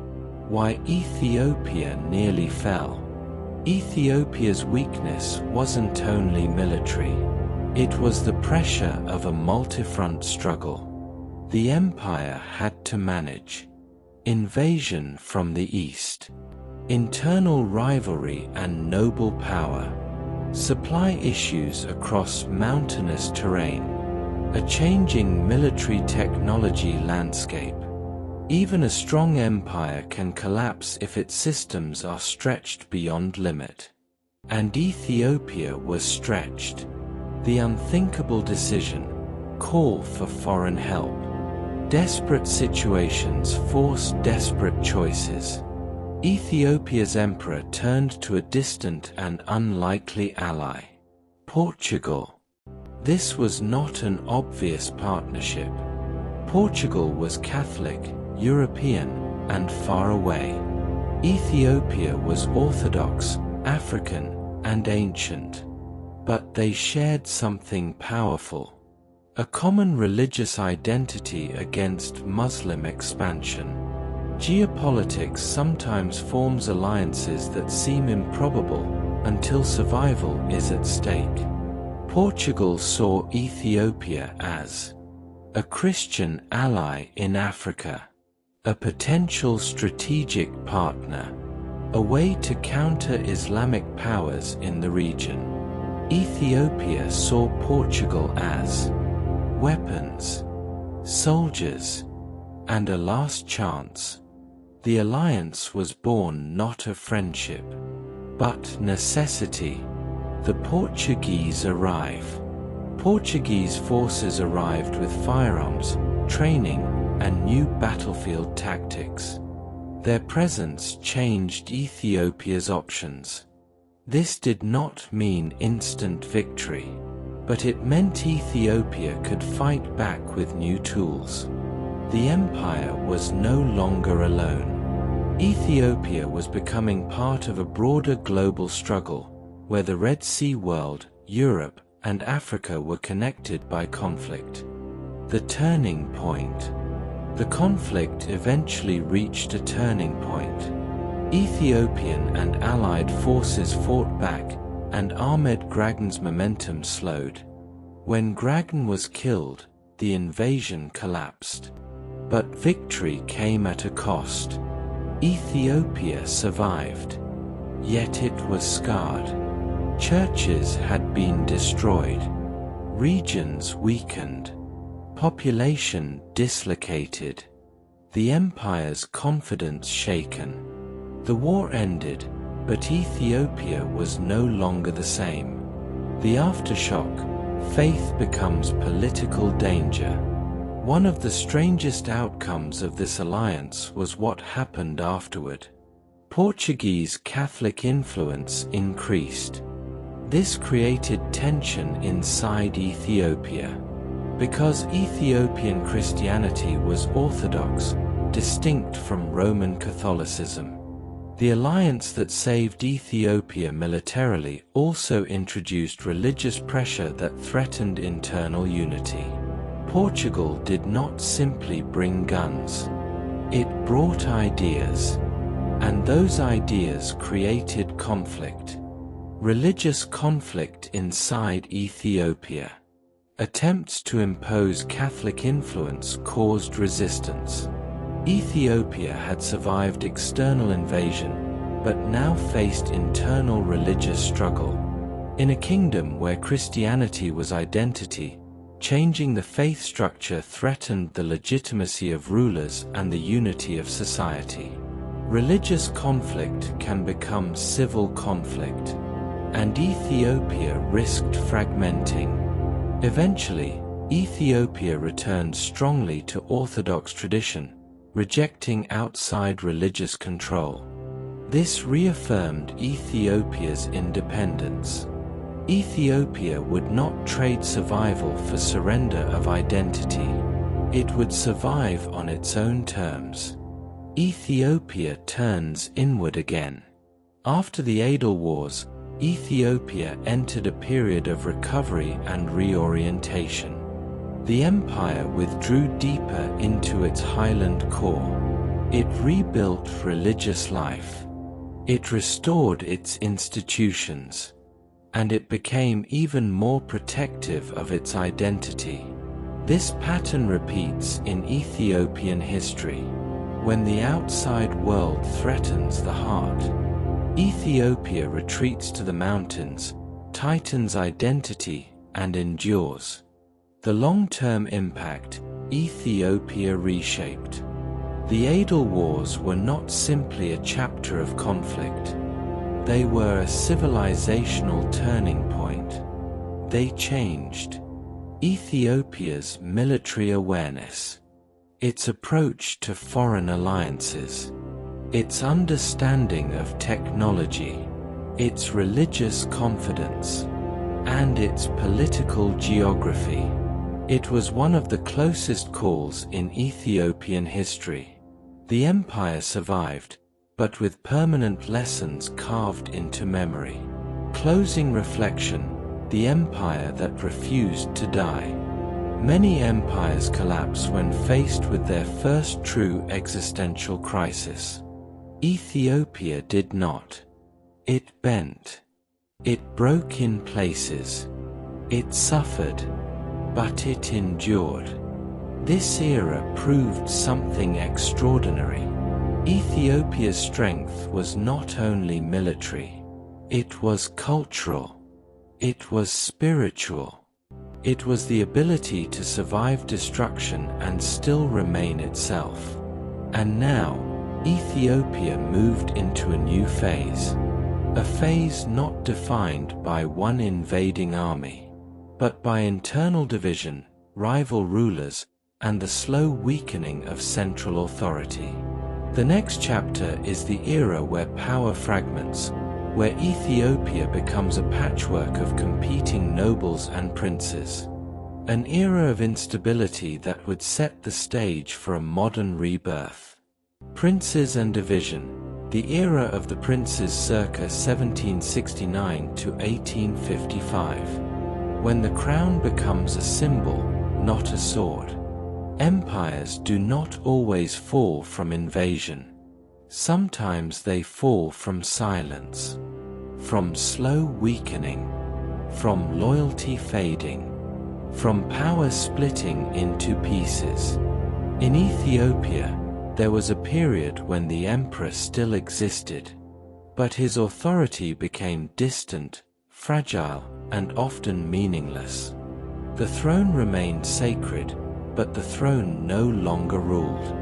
Instead, Ethiopia entered an era defined by regional lords, rival armies, shifting alliances, and constant internal struggle.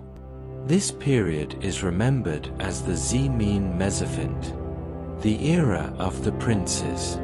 It was not the end of Ethiopia, but it was one of its deepest fractures. And from that fracture, modern Ethiopia would eventually be forged. A kingdom without a center. By the late 1700s, Ethiopia's imperial structure weakened. The emperor, still sacred in theory, was often reduced to a ceremonial figure. Real power shifted outward. Regional nobles and military leaders controlled land, armies, and resources.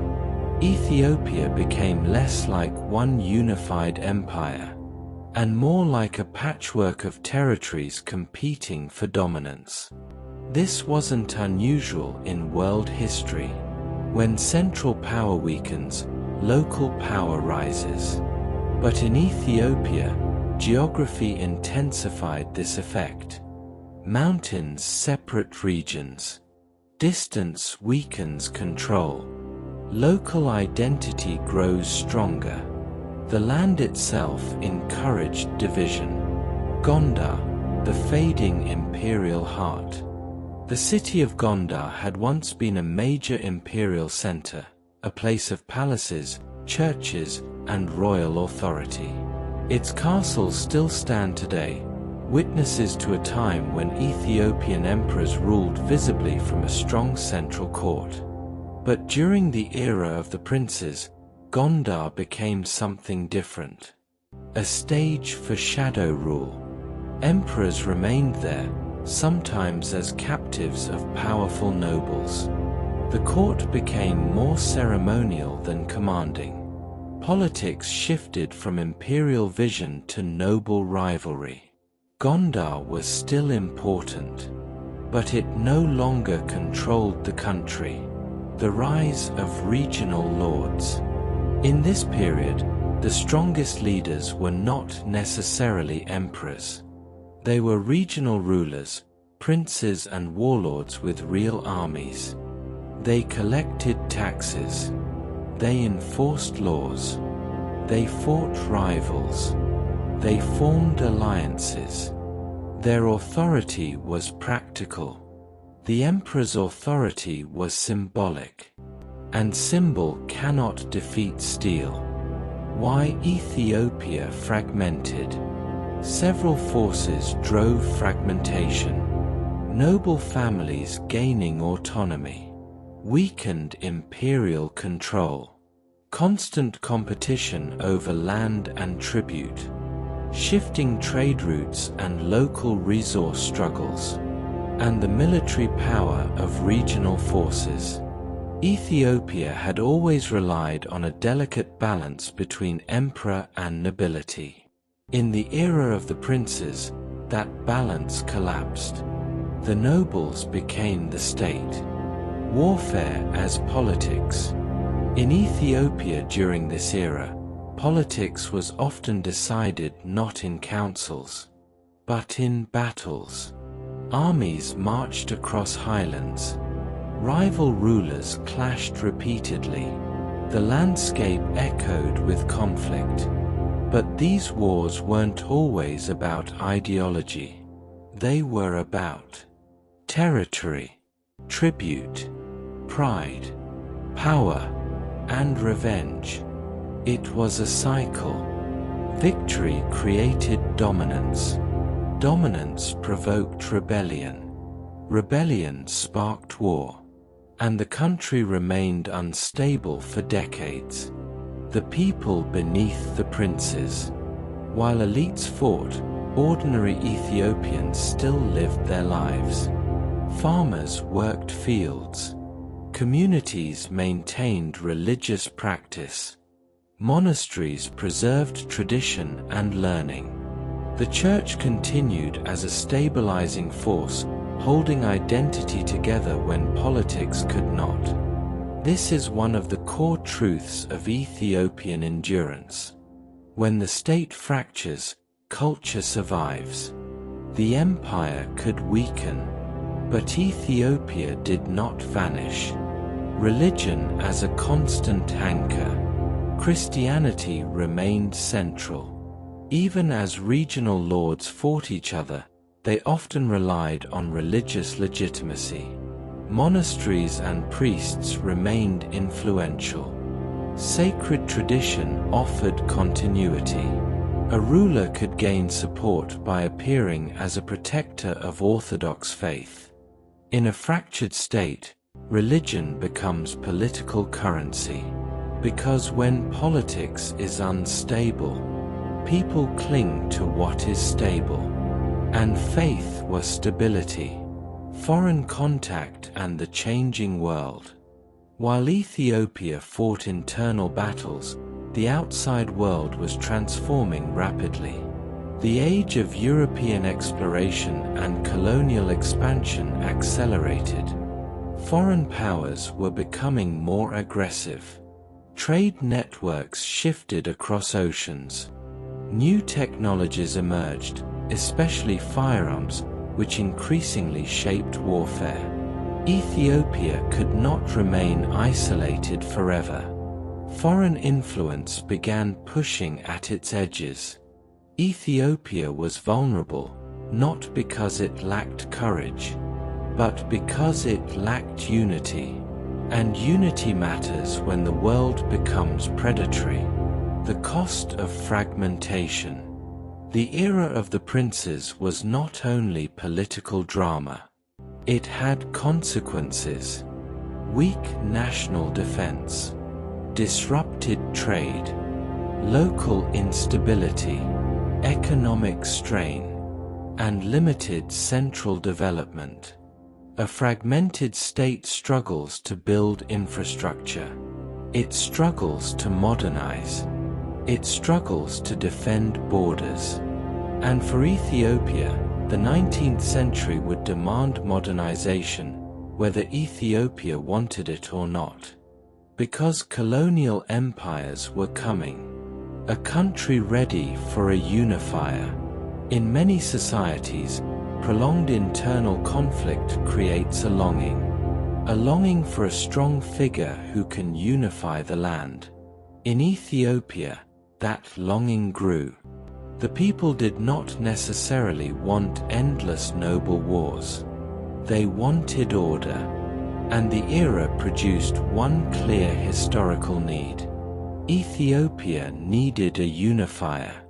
Someone to crush the rival princes, centralize authority, rebuild the state, and prepare Ethiopia for the modern world. That person would come, and when he did, Ethiopia would enter a new era of imperial rebuilding. The end of the era, a throne reclaimed. By the mid-1800s, powerful leaders emerged who began dismantling the fragmented system. The era of the princes ended not because everyone agreed to peace, but because central power was restored by force. This is a recurring truth in history. When fragmentation lasts too long, unity often returns through conquest. Ethiopia's modern empire began forming from the ashes of internal division. And the next chapter is where the story becomes intensely dramatic again. Ethiopia rebuilt under powerful emperors. It faced foreign threats. It fought one of Africa's most legendary battles. And it proved to the world that it could not be conquered like others. Closing reflection, the chaos that forged modern Ethiopia. The era of the princes was not a golden age. It was instability, but it was not meaningless. It shaped Ethiopia's future by proving what happens when unity disappears. The state becomes vulnerable. And so, when a new emperor rose to rebuild Ethiopia, his mission was clear. Restore unity. Restore authority.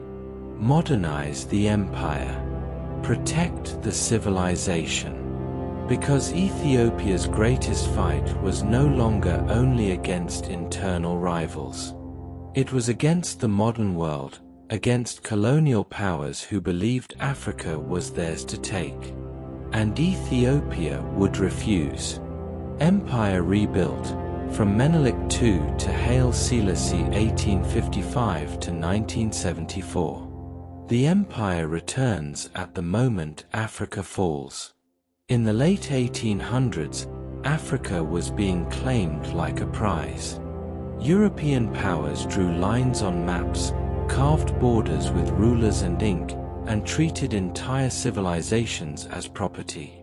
This era became known as the scramble for Africa. Across the continent, kingdoms fell. Empires were conquered. Resistance was crushed. But in the Horn of Africa, one nation refused to be written into someone else's story. Ethiopia did not survive by accident. It survived through unity, strategy, and force. And in 1896, Ethiopia achieved something that shook the world. It defeated a European colonial army in open battle. Not through guerrilla myth. Not through diplomatic loopholes. Through decisive victory. This chapter is Ethiopia's modern imperial era, its rebuilding, its triumph, its trials, and its transformation under legendary rulers like Menelik II and Haile Selassie. The unification begins, Tewodros II and modern Ethiopia's birth. Before Menelik, Ethiopia's modern unification began under Emperor Tewodros II, mid-1800s. Tewodros understood the central truth. Ethiopia could not remain divided in a world of empires. He aimed to centralize authority, reduce the power of regional lords, modernize the state, and strengthen military capacity. His reign faced struggle, rebellion, and pressure, but the direction was set.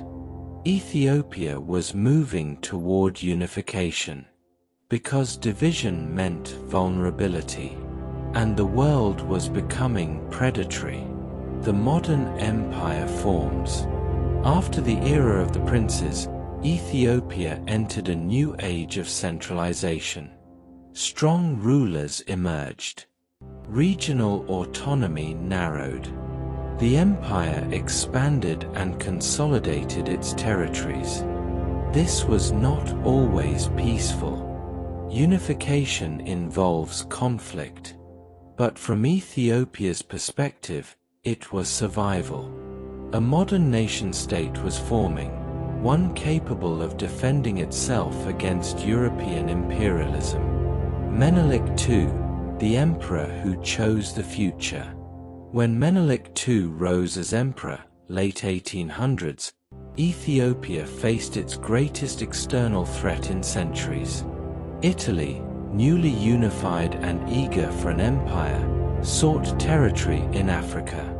Other European powers were claiming land rapidly. Menelik understood that Ethiopia's survival depended on diplomacy, modern weapons, national unity, and strategic timing. Menelik was not simply a warrior king. He was a political strategist. The Treaty of Wuchale and the Trap. Italy sought to formalize influence over Ethiopia through treaty. In 1889, the Treaty of Wuchale was signed. But there was a problem.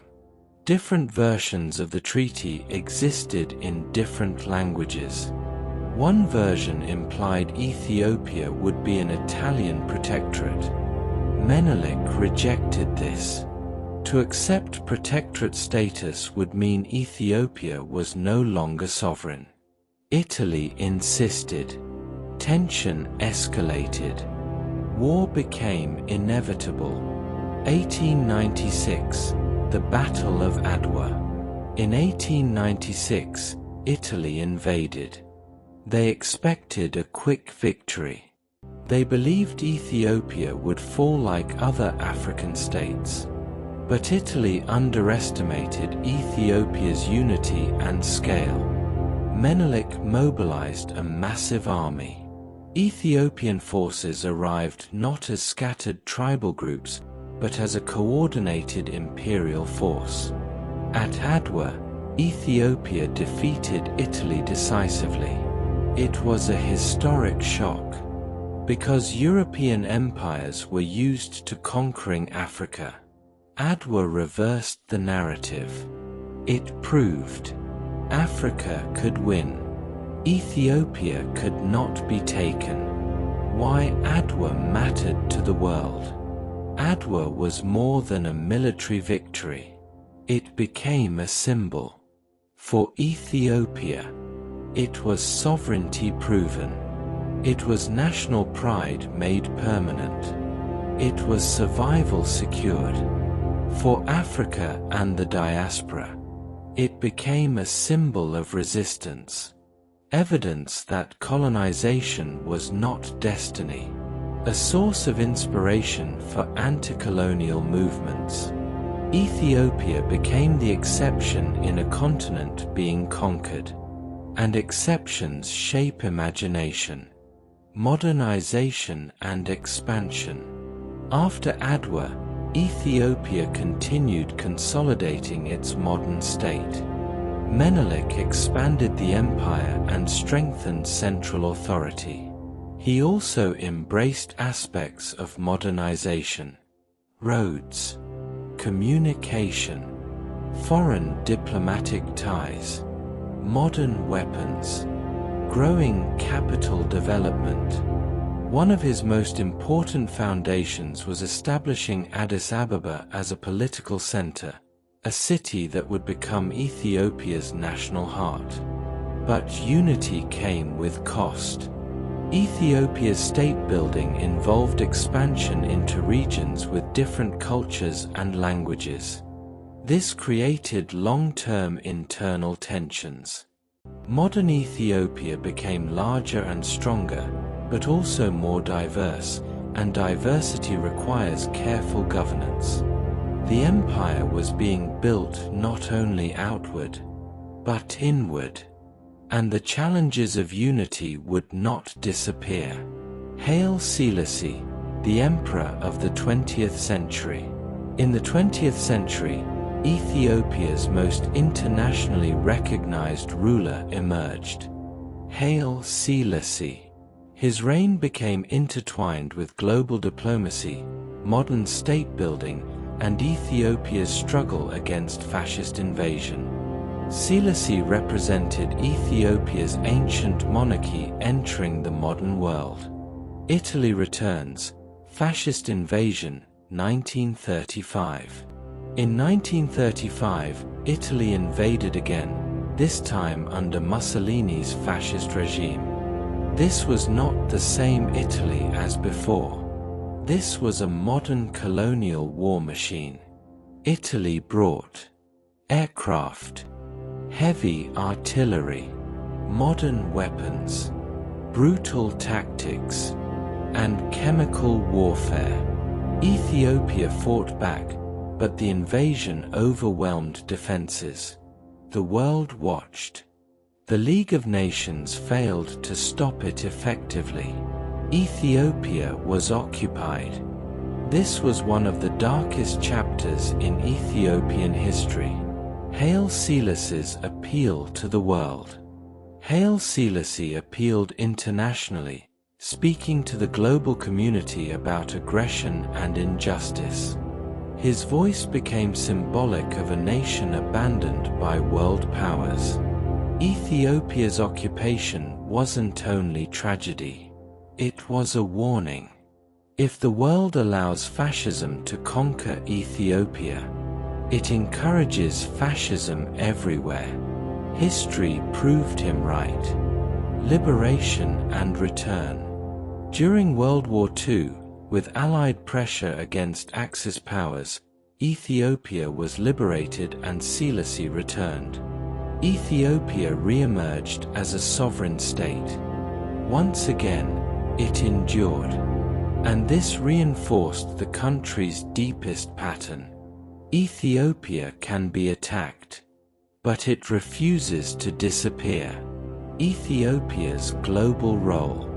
After World War II, Ethiopia became increasingly important internationally. Addis Ababa later became a major diplomatic hub in Africa, eventually hosting important Pan-African institutions.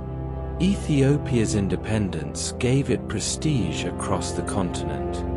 It was seen as proof of African sovereignty and historical legitimacy. Modernization under the monarchy. Haile Selassie pursued modernization programs, education expansion, government centralization, military development, international diplomacy, infrastructure growth. Ethiopia was modernizing, but not evenly. Large rural populations remained poor. Land inequality persisted. Economic development was limited for many communities.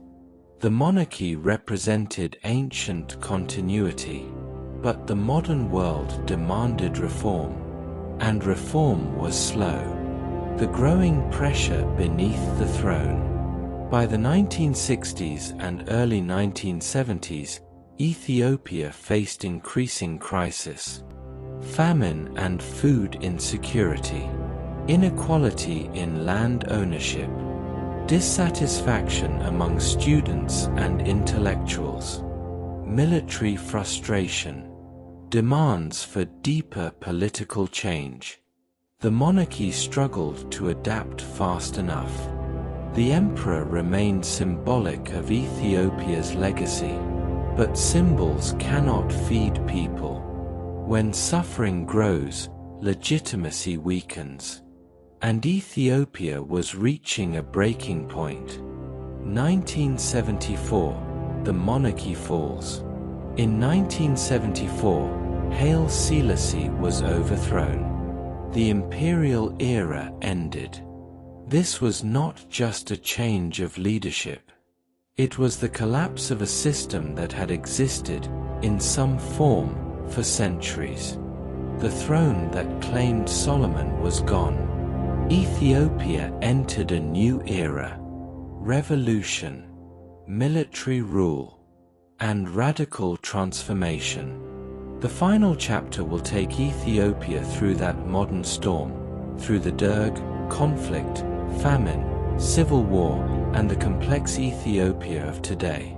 Closing reflection, Ethiopia's greatest triumph and its turning point. This era is Ethiopia at its most dramatic. Unity restored after internal division. Sovereignty defended against Europe. A victory at Adwa that shook the world. Invasion survived. Monarchy modernized but failed to reform fast enough. Ethiopia proved itself unbreakable externally, but internally, pressure grew. Because the world was changing. People wanted more than empire. They wanted equality, security, and voice.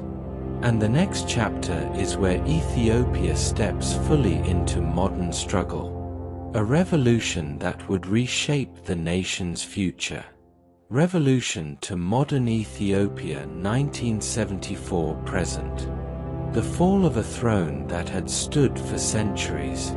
In 1974, Ethiopia crossed a line it could never uncross.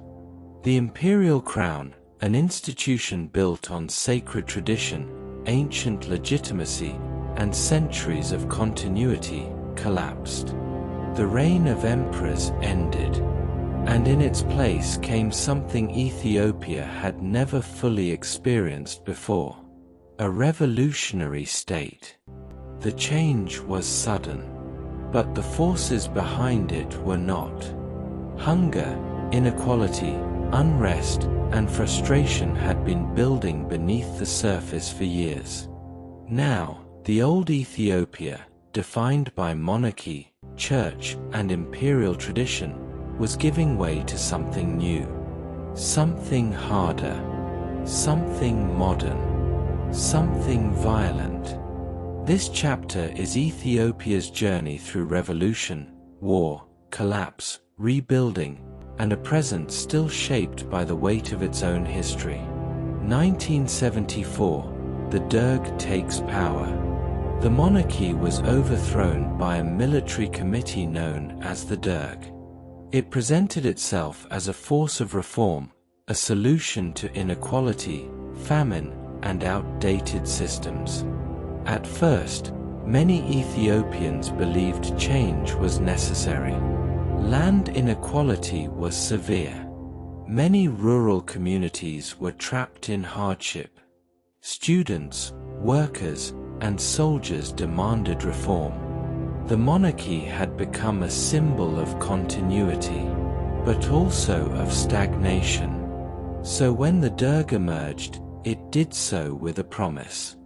Ethiopia would be transformed. Revolution becomes control. Revolutions often begin with ideals. But the question is always what happens after. The Derg moved quickly to centralize power. It introduced socialist-style policies, nationalizing land and industries. Land reform was significant, breaking centuries-old systems of ownership. For many peasants, this was historic. Land was now officially tied to the state, not feudal control. But centralization came with authoritarian rule. Political dissent was crushed. And soon, the revolution became something darker. The Red Terror. One of the most infamous periods of modern Ethiopian history is the Red Terror. It was a campaign of state violence aimed at eliminating political opposition. People disappeared. Fear spread into communities. Arrests and executions became reality. This was not simply repression. It was a reshaping of society through terror. Ethiopia was no longer ruled by sacred tradition. It was ruled by force. And the social trauma of this era still lives in memory. War within Ethiopia, multiple fronts. As the Derg ruled, Ethiopia faced severe internal conflict. Insurgencies and regional movements challenged the state. Different groups fought for autonomy, independence, or political change. Ethiopia was no longer just one national story. It was many struggles at once. The state responded militarily, and the nation entered decades where war became part of daily reality. Famine and the collapse of trust. Ethiopia's modern era cannot be understood without facing famine. In the 1980s, Ethiopia suffered devastating famine, one of the most globally recognized humanitarian crises of the century. Images of suffering shocked the world. Aid campaigns formed internationally. But inside Ethiopia, famine was not only a natural disaster. It became political, because famine reveals failures, government weakness, war disruption, logistical collapse, economic breakdown, rural vulnerability. A famine can destroy legitimacy faster than any speech. Ethiopia's people suffered enormously, and trust in state leadership weakened further. Cold War Ethiopia, foreign influence and conflict. Ethiopia's revolution took place in a Cold War world. The global superpowers competed for influence. The Derg received foreign support tied to geopolitics and ideology. This mattered because Cold War alliances often prolonged conflicts. Weapons flowed. Wars intensified. And Ethiopia's internal crisis became entangled with global power struggles. Ethiopia was fighting not only its own battles. It was trapped in a world system of influence. 1991, the Derg falls. By the late 1980s and early 1990s, the Derg weakened under war, economic collapse, and growing opposition. In 1991, the regime collapsed. A new political order emerged. Ethiopia entered a new phase, a post-revolution state attempting to rebuild. But rebuilding is never simple when a nation has been shaped by decades of conflict and trauma. A new federal Ethiopia. In the years that followed, Ethiopia shifted into a federal system, one where regional identities and ethnic groupings became central to political structure. This model aimed to manage diversity by giving regions more autonomy. In theory, it was designed to reduce conflict by recognizing differences rather than denying them. But it also introduced new tensions. How power should be divided, what identity should mean politically, and how unity should be maintained. Ethiopia's diversity is one of its greatest strengths, but also one of its greatest political challenges: development and change. In the 2000s and 2010s, Ethiopia experienced major development changes. Infrastructure projects, city expansion, economic growth in some sectors, improved connections between regions, and increasing global investment interest. Addis Ababa grew into one of Africa's most significant political capitals, hosting the African Union and becoming an international diplomatic hub. Ethiopia remained a symbol of African sovereignty and leadership, not just historically, but politically. Modern tensions, politics, identity, and conflict. Despite development, modern Ethiopia has continued facing serious internal tensions and periods of conflict. Political transitions, protests, and disputes over power have shaped the modern era. These tensions are complex and tied to history, identity, regional autonomy, economic inequality, and competing visions of Ethiopia's future. Ethiopia's struggle has never been only about who rules. It is about what Ethiopia is: a single nation, or many nations within one state. That question remains one of the defining issues of modern Ethiopian politics. Ethiopia's global importance. Ethiopia today matters far beyond its borders. It is strategically vital in the Horn of Africa, a region tied to Red Sea trade routes, regional security, migration corridors, international diplomacy. Ethiopia's stability affects neighboring countries and global interests. Its role is not small. This is still a nation shaped by its geography, a highland heartland, a gateway region, a historical anchor in Africa. The deep continuity, Ethiopia remains Ethiopia. Even through revolution and modern conflict, something remarkable remains true. Ethiopia has not lost its identity. Its languages remain alive. Its religious traditions endure. Its culture remains distinct. Its sense of history is still powerful. Many nations were shaped by colonization into something new. Ethiopia, despite occupation attempts and internal upheaval, has continued to exist as itself. That continuity is rare. What modern Ethiopia represents? Modern Ethiopia is not one simple story. It is ancient civilization and modern state, pride and pain, development and struggle, unity and division, endurance and transformation. It is a nation that carries the weight of thousands of years and still moves forward. The past is always present here, but the future is being fought for in real time. Closing reflection: the civilization that outlived the century. Ethiopia entered the modern era with revolution.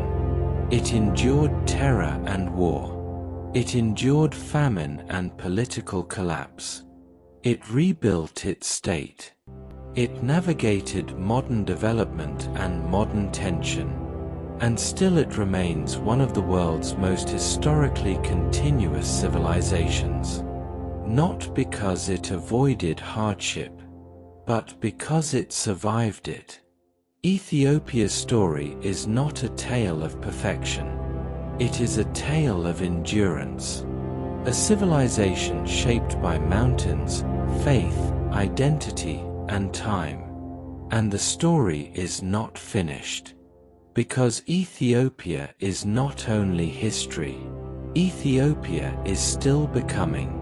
From ancient kingdoms etched into stone, to sacred faith carried across centuries, from empires that shaped the Horn of Africa, to modern struggles that redefined a nation, Ethiopia's history is not only a timeline, it is a testament, a story of endurance, of culture that refused to vanish, and identity that refused to be erased. Because Ethiopia has never been just a place on a map. It has been a civilization, a crossroads of belief and power, a nation shaped by mountains, memory, and resilience. And even now, Ethiopia's story continues. Still complex, still powerful, still alive. If you enjoyed this journey through Ethiopia's history, please hit like. It really helps the channel and supports videos like this. And if you want more long-form documentaries and deep history from around the world, subscribe so you don't miss what's coming next. History never truly ends. It waits to be remembered. Until next time.